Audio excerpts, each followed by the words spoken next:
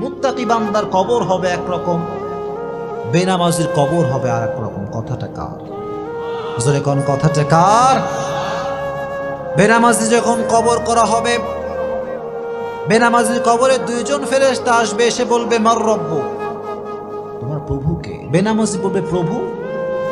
রব মানে তো আমি বুঝি না, আল্লাহ কারে কয় আমি তো জানি না। কারণ আজীবন সে রবের সামনে সিজদা করে নাই, চিল্লা এখন ঠিক কিনা? মাজার পূজারী যে হবে সেও কিন্তু আল্লাহর সামনে উত্তর দিতে পারবে না, চিল্লা এখন ঠিক কিনা? মাজার পূজারী আছে না নাই? মাজারের সামনে সিজদা এরকম লোক আছে না নাই? উত্তর করতে পারবে না। প্রথম প্রশ্ন বেঁধে যাবে। দ্বিতীয় প্রশ্ন মান নাবিয়ুকা, হু ইজ ইউর প্রফেট, তোমার নবীর নাম কি, সে উত্তর করতে পারবে না। তৃতীয় প্রশ্ন ওমা দীনু, তোমার ধর্মের নাম কি, সে উত্তর করতে পারবে না। আল্লাহ বলবেন ওর কবরটাকে আগুন দিয়ে জ্বালিয়ে দাও, কবরটাকে ছারখার করে দাও আগুন দিয়ে। কবরের ভেতরে দাও দাও করে আগুন জ্বলতে থাকবে। বেনামাজি চিৎকার করবে আব্বা তুমি কোথায়, আম্মা তুমি কোথায়। দুনিয়ার জমিনে বিপদে পড়লে আব্বা বাঁচিয়েছে, আম্মা বাঁচিয়েছে, কিন্তু কবরে কি কেউ বাঁচাতে পারবে? কেউ পারবে? কেউ বাঁচাতে পারবে না। আল্লাহ বলবে এই কবরের মাটি, দুই পাশ থেকে মাটির চাপ দাও। এমন ভাবে দুই পাশ থেকে মাটির চাপ দেওয়া শুরু হবে, বেনামাজি পাঁজরের হাড়গুলো ভেঙ্গে চুরমার হয়ে যাবে। নাউজুবিল্লাহ। বেনামাজি চিৎকার করতে থাকে, পাগলের মতো চিৎকার করবে, কিন্তু পৃথিবীর এই আওয়াজ কেউ শুনতে পাবে? আর যারা সুদখোর হবে, আল্লাহর হাবিব সাল্লাল্লাহু আলাইহি ওয়াসাল্লাম বলেছেন সুদখোরের পেটের ভিতরে সাপ থাকবে। সাপ কিলবিল কিলবিল করতে থাকবে, তার নাড়ি ভুঁড়ি কামড়িয়ে কামড়ে শেষ করে ফেলবে, কিন্তু সেখানে কোনো মৃত্যু নাই।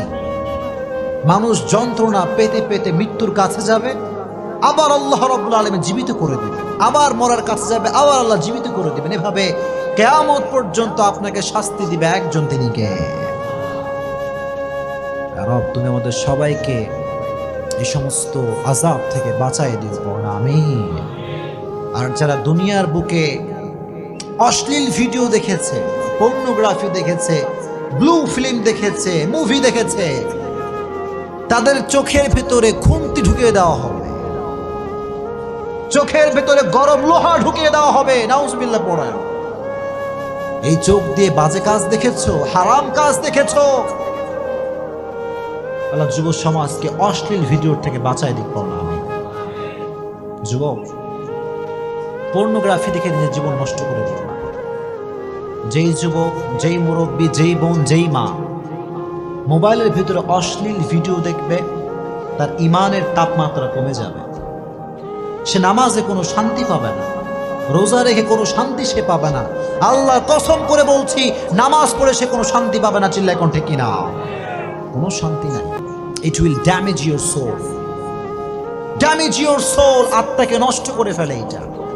বাজে জিনিস যখন আমরা দেখি, এটা আমাদের আত্মাকে নষ্ট করে ফেলে। ইবাদতের যেই মজা, যে স্বাদ, এটা আমরা হারিয়ে ফেলি।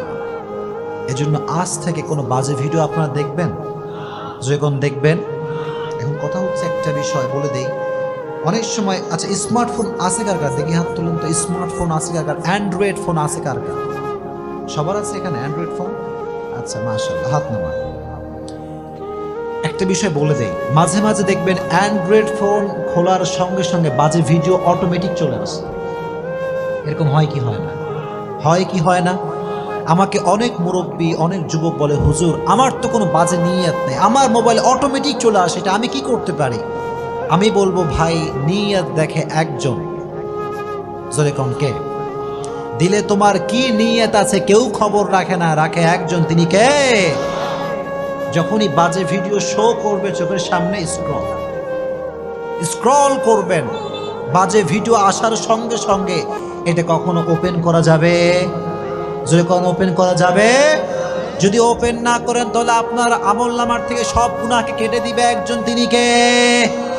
আর যদি ওপেন করে ফেলো যুবক, আমার থেকে তুমি লিখে নিয়ে যাও with full guarantee, full guarantee বলছি, তুমি তোমার চোখকে বাজে জিনিস দেখার থেকে বাঁচাতে পারবা না। চিল্লায় কোন ঠিক কিনা?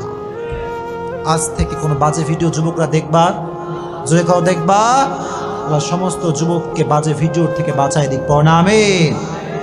এটা বেনামাজির কবর। এবার নামাজির কবর কেমন হবে, মুত্তাকি বান্দার কবর কেমন হবে, এটা আপনারা সবাই শুনবেন ইনশাআল্লাহ। আপনাকে বিরক্ত হয়ে গেছেন নাকি প্রিয় ভাইরা? সবাই একটা তাকবীর দেন দেখি, লিল্লাহি তাকবীর। এত আস্তে আমি লিল্লাহি তাকবীর বলবো, আপনারা আল্লাহু আকবার বলবেন। লিল্লাহি তাকবীর। যখন নামাজি বান্দাকে কবরস্থ করা হবে, মুরব্বী সাহেবকে যখন কবরে রাখা হবে, দুইজন ফেরেশতা আসবে, এসে বলবে বাঁধাতে হবে একে। প্রথম প্রশ্ন, মার রব্বুক, তোমার রবকে। সঙ্গে সঙ্গে মুত্তাকি বান্দার চোখে মুখে হাসি থাকবে, সুবহানাল্লাহ। মুত্তাকি মুরব্বী যে আজীবন নামাজ পড়ছে, যেই যুবক আজীবন প্রেম কিচ্ছু করে নাই, ওই যুবক বলে তুমি আমার আল্লাহ চিনাও? আজীবন সেজদা করেছি একজনের জন্য, তিনি কে? সবাই বলবে আমার রব একজন। চিল্লায় কোন তিনি কে?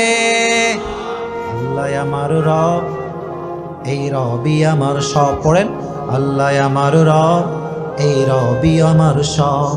দমে দমে তনু মনে তারি অনুভব। ঠিক কিনা? তোমার দুনিয়াতে আমি যেদিকে তাকাই, অথই নিয়ামতে ডুবে আছি সবাই। পাখপাখালির কণ্ঠে শুনি তাসবিহ কলো রব, তাসবিহ কলো রব। আল্লাহ আমার রব, এই রবি আমার সব। পড়েন, আল্লাহ আমার রব, এই রবি আমার সব। আমার রব আল্লাহ তাআলা। এক নম্বর প্রশ্ন শেষ। ফেরেশতারা অবাক হয়ে যাবে যে কে এটা, মান হুয়া, হু ইজ হি, কে এটা? প্রথম প্রশ্ন করার সঙ্গে সঙ্গে উত্তর দিয়ে দিল কে মুরব্বী, এ যুবকটা কে? আবার প্রশ্ন করা, মান নাবিয়ুকা, তোমার নবীকে একজন ব্যক্তিকে সামনে দাঁড় করানো হয়, বলা হবে আতারিফু হাযার রাজুল, do you know this person, who is he? তুমি কি জানো ইনি কে?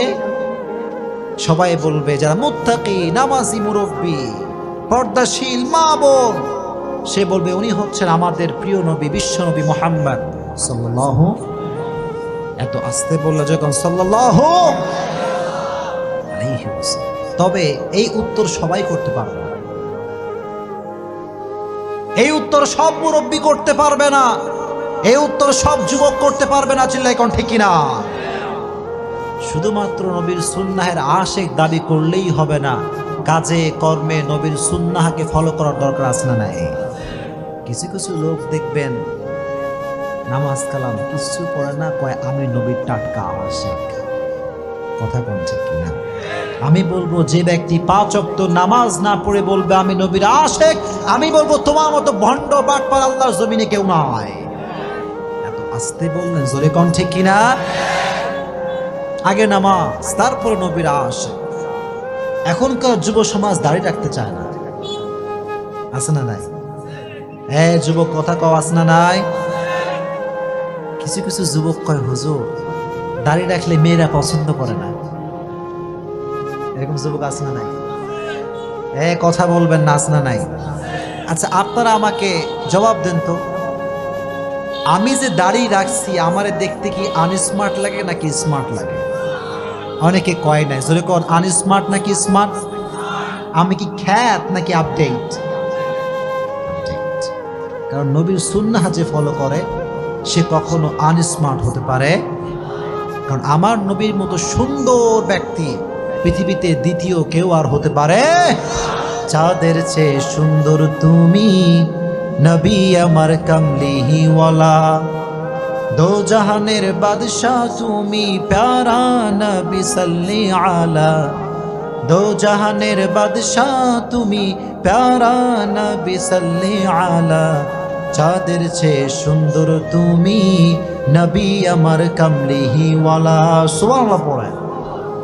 এখন আপনারা জোরে করে বলবেন যদি কথা বুঝেন, আমার নবীর দাড়ি ছিল কি ছিল না?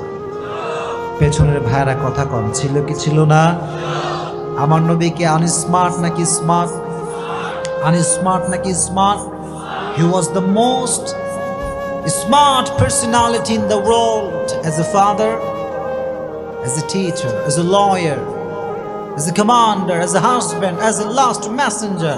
Muhammad is the superman of the world. Subhanallah. বাবা হিসেবে, নেতা হিসেবে, সমাজ সংস্কারক হিসেবে গোটা বিশ্বের জন্য আমার নবীকে সুপারম্যান করে পাঠিয়েছে একজন, তিনি কে? হি ওয়াজ দ্য সুপারম্যান। এজন্য যুবক, তুমি অলওয়েজ মনে রাখবা, দাড়ি রেখে তোমাকে যদি কোনো মেয়ে পছন্দ না করে, আমি বলবো যুবক, ওই মেয়ে তোমার বউ হওয়ার যোগ্যতা রাখে না। দাড়ি রেখে তোমাকে যেই মেয়ে পছন্দ করতে চায় না, আল্লাহর কসম, ওই মেয়ে তোমার পরিবারের সদস্য হওয়ার যোগ্যতা রাখে না। 100% ট্রু। এজন্য সেই মেয়েকে বিয়ে করবা যেই মেয়ে ইসলামকে ভালোবাসে। পারবা তো ইনশাআল্লাহ? যুবকরা জোরে কয় ইনশাআল্লাহ। যুবকদেরকে আমি বলি, যুবক, দাড়ি রাখবা, একটা উপকার তুমি পাবা, দাড়ি রাখার পরে কে আপন কে পর তুমি একদিনে সব বুঝে যাবে। এটা সত্য কথা। আর দাড়ি রেখে তোমাকে সেই মেয়েই পছন্দ করবে যেই মেয়ে প্রকৃতপক্ষের দিনদার। আর দাড়ি রাখলে তোমার থেকে সেই মেয়ে দূরে যাবে যে ইসলামকে ভালোবাসে না। চিল্লায় কাউ ঠিক কিনা? যুবকরা সবাই দাড়ি রাখবা তো ইনশাআল্লাহ? রেজ ইউর হ্যান্ড, বলো হুজুর, আজ থেকে আমি দাড়ি আর কাটবো না। এই যে হাত সবাই নামে, দাড়ি আর কাটবো না। আল্লাহ সবাইকে তৌফিক দান করুক। আমিন। দাড়ি রাখলে কেউ আনস্মার্ট হতে পারে না। এটা কি তোমরা বিশ্বাস করো? বিশ্বাস করো না এটা তোমরা? আনস্মার্ট হতে পারে কেউ দাড়ি রেখে? আচ্ছা, যে যুবকরা কয় যে হুজুর দাড়ি রাখলে মেয়েরা পছন্দ করবে না, বিয়ে করবে না, কি আমাদের হুজুরদের বিয়েটি হয় না? কথাই কয় না, হয় কি হয় না? খবর নিয়ে দেখো, তোমার চাইতে হুজুরের বউ অনেক বেশি সুন্দর। কথা কন ঠিক কিনা? দাড়ি রাখলে সুন্দর মেয়ে দিবে একজন। চিল্লায় কন, তিনি কে? আমার নবী যে বিশ্বনবী মুহাম্মদ। এটার উত্তর সেই ব্যক্তি করতে পারবে যেই মুখে, যার মুখে আছে দাড়ি। এজন্য আজ থেকে সবাই দাড়ি রাখবেন তো ইনশাআল্লাহ। তবে মুরব্বী হয়ে দাড়ি রাখলেই কিন্তু চলবে না। যুবক বয়স দাড়ি রাখলে সব আছে না নাই? এটাই আসল পরীক্ষার সময়। যুবক বয়স যার ভালো, তার আজীবন ভালো। চিল্লায় কোন ঠিক কিনা?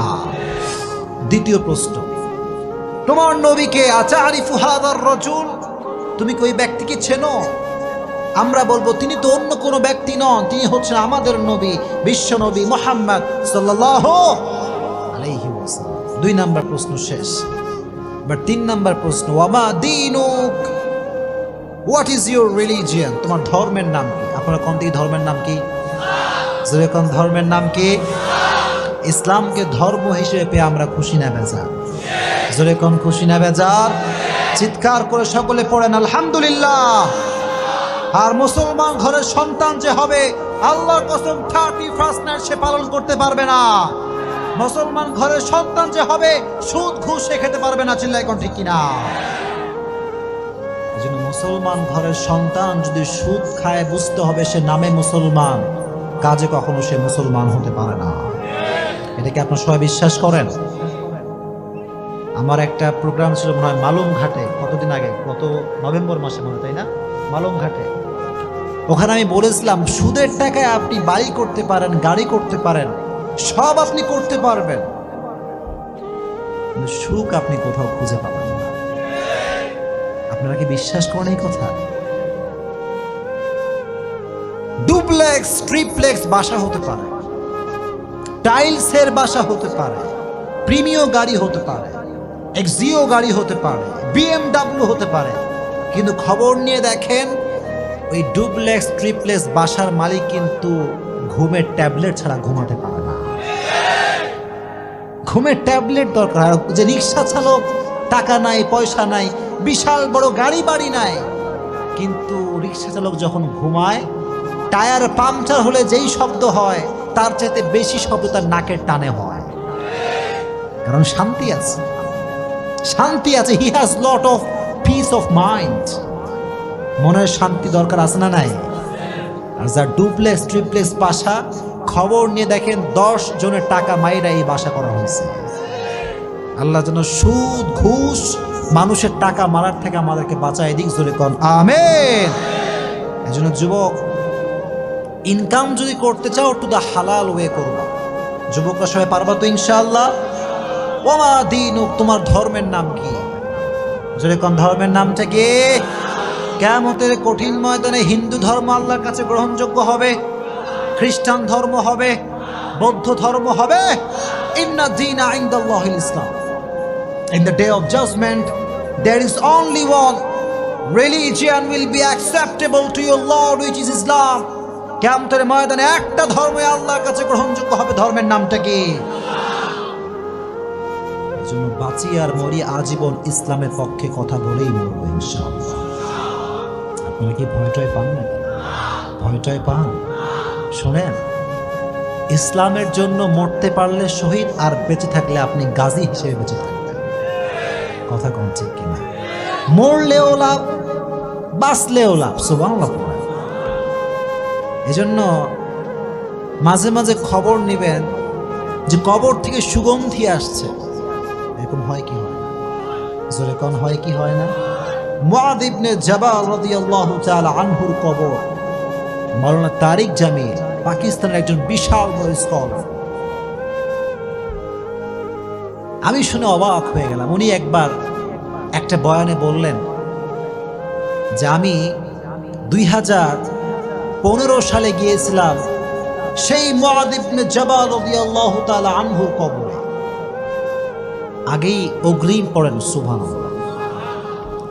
কবরের সামনে যখন গেছি তো দেখলাম কবরের উপরে গিলাফ দেওয়া আছে, চাদর দেওয়া আছে, চাদর। মাওলানা তারিক জামিল বললেন, যখন আমি কবরের পাশে দাঁড়ালাম পুরো এলাকাটা সুগন্ধিযুক্ত হয়ে আছে। এলাকাটা সুগন্ধিযুক্ত এলাকা, আতরের সেন্ট ফেল, আতরের সুগন্ধি কি এর চাইতে বেশি সুগন্ধি কবর থেকে আসে। যেহেতু পাকিস্তানের মানুষ, উনি বললেন क्या ये চাদর সে আ রহা হ্যায়, এটা কি চাদর থেকে আসছে? এলাকার সমস্ত মানুষ বললেন, হুজুর যতদিন থেকে আমরা এলাকায় আছি ততদিন পর্যন্ত আমরা প্রত্যেকটা দিন এই কবর থেকে সুঘ্রাণ পাই। সুবহানাল্লাহ।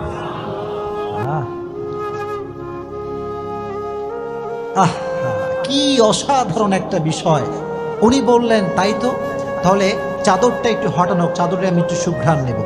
উনি দেখলেন চাদরে কোনো সুঘ্রাণ নাই, সব সুঘ্রাণ মুআয ইবনে জাবাল রাদিয়াল্লাহু তাআলা আনহু কবর থেকে আসছে। কোন সুবহানাল্লাহ।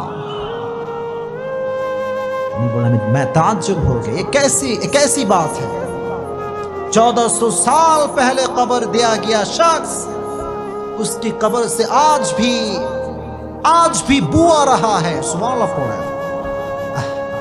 এজন্য আল্লাহর পথে যে চলে, আল্লাহর ইসলামের কথা যে বলে, তার কবরটাকে সুঘ্রাণ করে দিবে একজন, তিনি কে? জোরে কোন কে? আর যে ব্যক্তি ইসলামের বিপক্ষে কথা বলবে তার কবরটা আযাব আর জাহান্নাম দ্বারা ভরপুর হয়ে যাবে। চিল্লাই কোন ঠিক কিনা? এজন্য বাঁচেন আর মরেন ইসলামের পক্ষে থাকবেন তো ইনশাআল্লাহ। বাধা আসলে ভয়টয় পাবেন নাকি? ভয়টয় পাবেন? ভয় পাওয়ার কোনো দরকার নাই। বাংলাদেশ কিন্তু মুসলমানদের দেশ। এটা মিথ্যা না সত্যি? জোরে কোন মিথ্যা না সত্যি? বরং একথা তো স্পষ্ট প্রমাণিত যে বাংলাদেশে 92% মুসলমানরা বসবাস করে। কথা কোন ঠিক কিনা? বাংলার মাটিতে হিন্দু থাকবে, খ্রিস্টান থাকবে, বৌদ্ধ থাকবে, ইট ডাজন্ট ম্যাটার, কোনো সমস্যা, you don't care about it. আমাদের কথা হচ্ছে একটা, বাংলার মাটিতে থাকতে হলে আজীবন আপনাকে ইসলামের পক্ষে কথা বলেই থাকতে হবে। বাংলার মাটিতে ইসলামের বিপক্ষে কে কথা বলবে? আমার জীবনে এক ফোঁটা রক্ত থাকা অবস্থা আমি সহ্য করতে পারবো না। চিল্লাই কোন ঠিক কিনা? আপনারা পারবেন তো ইনশাআল্লাহ?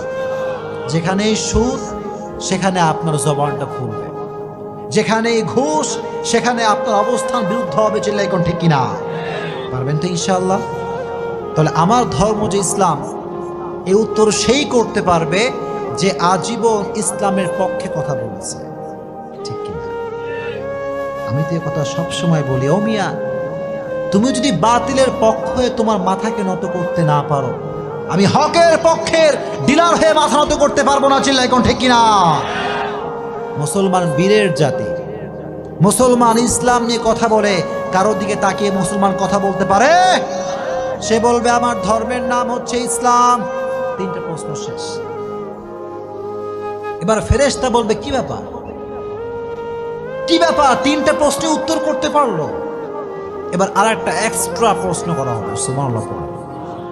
আজীবন শুনছেন তিনটা প্রশ্ন, কিন্তু আজকে শুনে রাখেন মুত্তাকি বান্দার কবরে প্রশ্ন হবে চারটা।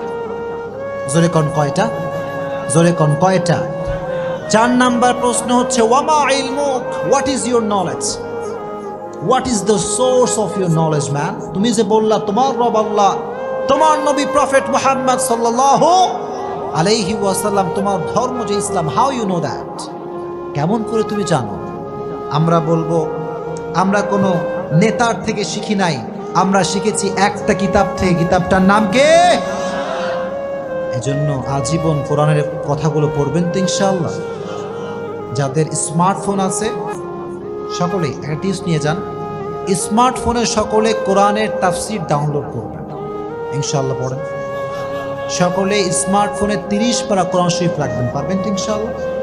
যখন বাসার ভিতরে বসে আছেন অথবা অফিসে আছেন কিংবা রাস্তায় আছেন, open the Quran and recite, বের করেন এবং পড়বেন। বেশি বেশি পড়লে আপনাকে বরকত দিবে একজন, তিনি কে? মুরব্বীদেরকে বলছি, স্পেশালি মুরব্বীদেরকে, চায়ের দোকানে বাজে আড্ডা না দিয়ে 3 বার সূরা ইখলাস পড়বেন, আপনার আমলনামায় 1 খতম কোরআন পড়া সব অ্যাড হয়ে যাবে। যেরকম সুবহানাল্লাহ। একজন যুবক, don't waste your time, never ever. সময় নষ্ট করে দিও না, সময়ের অনেক দাম। এজন্য আজ থেকে প্রত্যেকটা সময়ে কোরআন পড়বেন তো ইনশাআল্লাহ। কোরআন পড়লে আপনার জীবনকে আলোকিত করে দিবে একজন, তিনি কে? এবার আল্লাহ বলবেন তোমরা কি এখনো বোঝো না এই বান্দাকে? তোমরা কি বোঝো না এই মুরব্বীটাকে? আল্লাহ বলবে তোমরা কি বোঝো না এই যুবকটাকে? আল্লাহ বলবেন ইফতাহু লাহু বাবুম মিন বাবি আহলিল জান্নাহ। আল্লাহ বলবেন এই বান্দার কবরের সঙ্গে জান্নাতের দরজা খুলে দাও। সুবহানাল্লাহ। আল্লাহ বলবেন নাম কানাউমিল আরুদ, নাম কানাউমিল আরুদ। আল্লাহ বলবেন নববধূর মতো তুমি কিয়ামত পর্যন্ত ঘুমাও। কোন সুবহানাল্লাহ।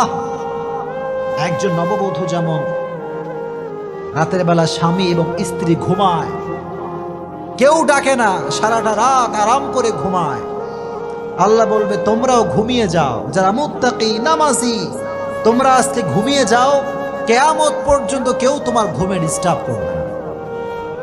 এত আস্তে বললেন সুবহানাল্লাহ। আমরা ঘুমাইলে মা ডাক দেয়, বাপ ডাক দেয়, কল আসে, অমুকে ডাকে তমুকে ডাকে, ডিস্টার্ব আসে না নাই?